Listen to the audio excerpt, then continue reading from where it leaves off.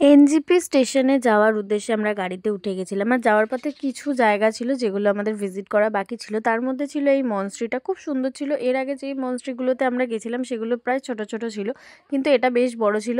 আর বুদ্ধদেবের মূর্তিটা এত সুন্দর, শান্ত, স্নিগ্ধ, দেখলেই মন একদম শান্ত হয়ে যায়।